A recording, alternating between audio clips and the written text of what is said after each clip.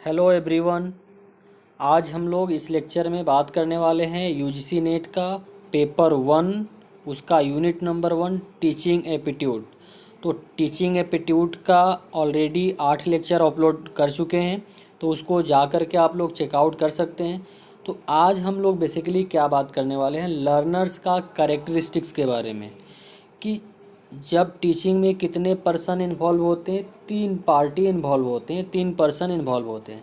पहला तो एक टीचर होगा, दूसरा क्या होगा, लर्नर्स होगा या जो ट्रेनिंग लेने वाला है, और क्या होगा, और एक्स्ट्रा वेरिएबल होगा, एक्सटर्नल जो फैक्टर है, जैसे कि टॉपिक क्या है, आप कॉलेज में पढ़ा रहे हैं, इंस्टीट्यूट में पढ़ा रहे हैं, क्या माहौल है, क्या टॉपिक है, किस लेक्चर, कैसा लेक्चर डिलीवर करना है, टेक्निक क्या है।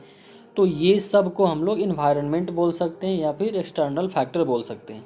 तो इस 3 फैक्टर में से बहुत बड़ा इम्पॉर्टेंट फैक्टर है लर्नर, क्योंकि हम लोग टीचिंग का मेन मकसद क्या है कि लर्नर्स का बिहेवियर में चेंजेज लाना, लर्नर को कुछ सिखाना, उसके बिहेवियर में चेंजेज लाना, उसका जो एग्जिस्टिंग नॉलेज है उसका नॉलेज इन्हांसमेंट करना, कुछ स्किल टेक्निकल नॉलेज सिखाना।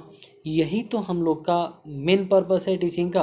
तो लर्नर्स के बारे में इस टॉपिक में हम लोग आज सीखने वाले हैं, बात करने वाले हैं कि लर्नर्स कैसा होना चाहिए, लर्नर्स का कैरेक्टरिस्टिक्स क्या होता है, चाइल्ड लर्नर क्या होते हैं, एडोलेसेंट लर्नर क्या होते हैं, एडल्ट लर्नर क्या होते हैं। होता है ना, जब बच्चों को पढ़ाएंगे आप एलकेजी का, यूकेजी का, अंडर 10 का, इंटरमीडिएट का, ग्रेजुएशन का, यूजी पीजी पीएचडी, तो सबको पढ़ाने का तरीका अलग करना पड़ेगा। आप एक ही जैसा तरीका नहीं कर सकते हैं, क्योंकि बच्चों को ए फॉर एप्पल रटवाना पड़ता है। हम लोग सीखे हैं, याद कीजिए, लेवल ऑफ टीचिंग सीखे हैं। तो उसमें हम लोग क्या सीखे थे कि मेमोरी लेवल था, पहले मेमोरी के बाद अंडरस्टैंडिंग था, फिर रिफ्लेक्टिव लेवल था। तो वही चीज़ यहाँ पर भी अप्लीकेबल हो सकता है कि लर्नर्स का कैरेक्टरिस्टिक्स हम लोग को जानना है, लर्नर्स के बारे में जानना है, तभी हम लोग लर्नर्स को अच्छे से सिखा पाएंगे और समझा पाएंगे, उसके अंदर नॉलेज इम्पार्ट कर पाएंगे। तो आज हम लोग यही बात करने वाले हैं। ओके, तो यहाँ पर human being goes on learning from birth till death, मतलब इंसान, कोई भी इंसान हो, हमेशा सीखते रहता है, जन्म से लेकर के और मृत्यु तक वो कुछ न कुछ सीखते रहता है। भले आपको नहीं लगता है कि कॉलेज जाते हैं या फिर जो भी करते हैं, लेकिन बिना कॉलेज गए हुए भी सीखते हैं लोग। हर एक दिन हम लोग कुछ न कुछ न्यू थिंग्स का नॉलेज लेते हैं। Learning affects child's development too much, learning आपका अफेक्ट करता है। एक होता है, देखिए, लेकिन लर्नर होता है, एक लर्निंग होता है। लर्नर्स क्या करता है, लर्निंग करता है, जो सीखता है उसी प्रोसेस को लर्निंग बोलते हैं।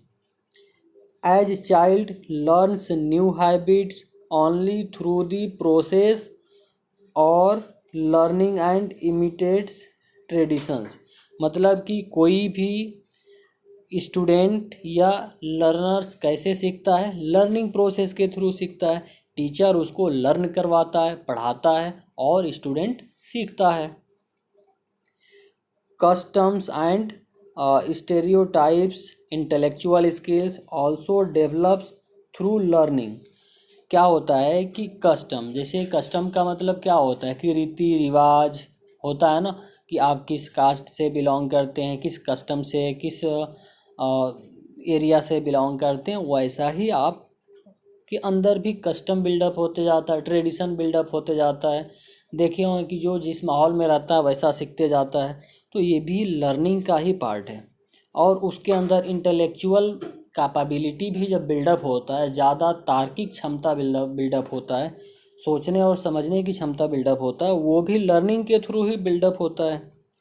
Also decision of right and wrong, अगर डिसीजन लेना है किसी को राइट या रॉन्ग के बीच में, तो वो भी मेंटल एबिलिटी के ऊपर है।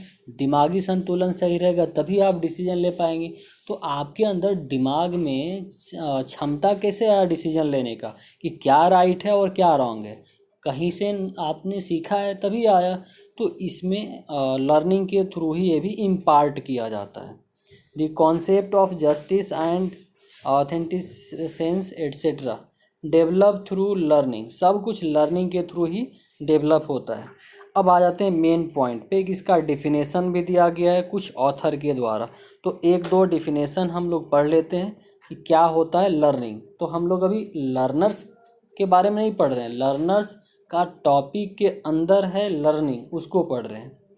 तो according to Gestalt view, the basis of learning is to gain knowledge after observing the whole structure responding towards the entire situation is learning.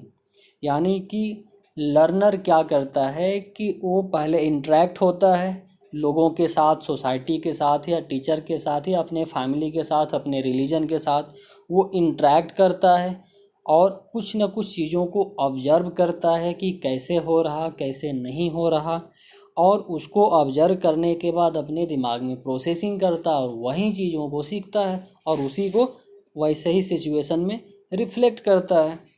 जैसे कोई अगर समझ जाइए कि लाइट जलाना है, तो लाइट जलाना है तो बच्चा देखा कि हाँ घर वाले लोग लाइट जलाने के लिए वो स्विच ऑन करते हैं, तो देखते देखते ऑब्जर्व किया और ऑब्जर्व करने के बाद वो सीख गया।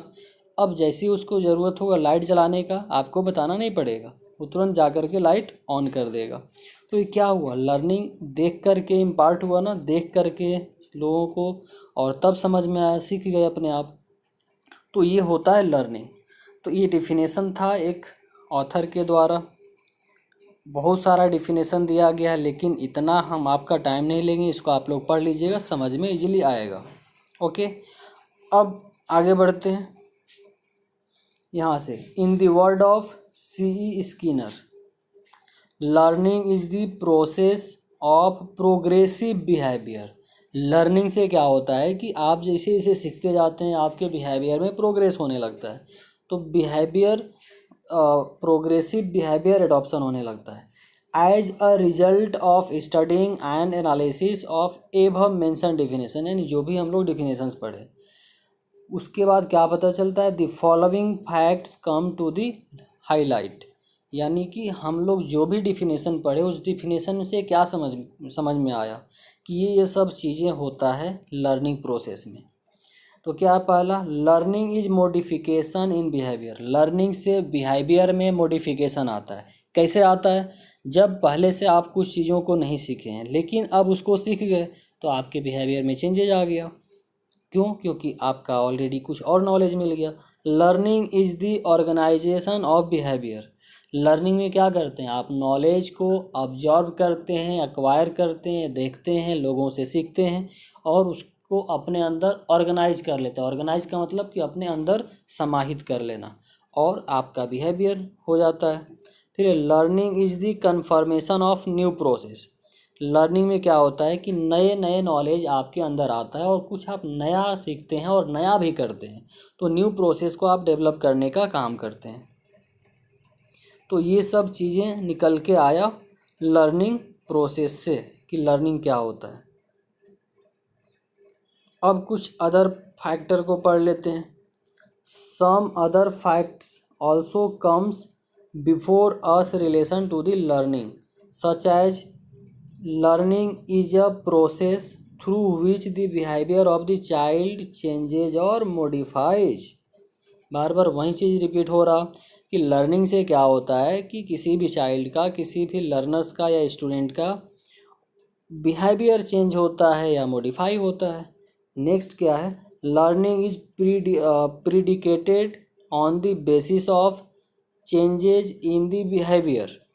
लर्निंग क्या है, learning is predicated on the basis of changes in the behaviour. यानी जैसे जैसे आप लर्निंग करते जाते हैं आपके बिहेवियर में चेंज होते जाता है। अब लर्निंग कैसे करते हैं, ऑब्जर्वेशन के थ्रू, देख कर के लोगों को, या कुछ सीख करके, या अपने टीचर से गाइडेंस लेके आपके अंदर नॉलेज आता है। फिर these changes can be negative और पॉजिटिव। हाँ, हर इंसान के अंदर कुछ ना कुछ खामी भी होता है और अच्छा भी होता है। तो इंसान जब सीखता है तो ज़रूरी नहीं कि पॉजिटिव ही सीखे, वो निगेटिव भी सीख सकता है, ठीक है ना। क्योंकि कोई बदमाशी करता है तो कैसे बदमाशी करता है, निगेटिव सीखा हुआ है, तो वही चीज़ हो सकता है कि निगेटिव भी और पॉजिटिव भी सीख सकता है। फिर यदि changes due to learning are permanent, learning के थ्रू जो चेंजेज होता है वो परमानेंट नेचर का होता है। फिर changes in the behaviours are the result of experience. Experience से भी और इंसान ज़्यादा सीखता है। दूसरे से पहले सीखा, उसको बार बार प्रैक्टिस किया, एक्सपीरियंस किया और उसके बिहेवियर में वो चीज़ आ गया, उसके कल्चर में आ गया। अब जैसे भी उसको दीजिएगा तो आंख बंद करके भी वो काम कर लेगा। तो वैसा बिहेवियर एक्सपीरियंस से ही आता है। फिर learning can be termed as mental process. याद रखेंगे, मेंटल प्रोसेस होता है, दिमाग से सीखना होता है। हालांकि कभी कभी फिजिकल भी होता है, जैसे बाइक चलाना सीख रहे हैं तो फिजिकली जब तक नहीं कीजिएगा तब तक नहीं होगा। मशीन चलाना सीख रहे हैं तो आपको फिजिकली करके मशीन चलाना पड़ेगा, लेकिन मेंटल ज़रूर प्रोसेस वहाँ पे इन्वॉल्व होता है। तो ये कुछ था लर्निंग के बारे में। अब अगले क्लास में हम लोग बात करने वाले हैं कैरेक्टरिस्टिक्स ऑफ लर्निंग, कि लर्निंग का क्या कैरेक्टरिस्टिक्स होता है। ओके, तो आज का इस वीडियो लेक्चर में इतना ही। Thank you so much.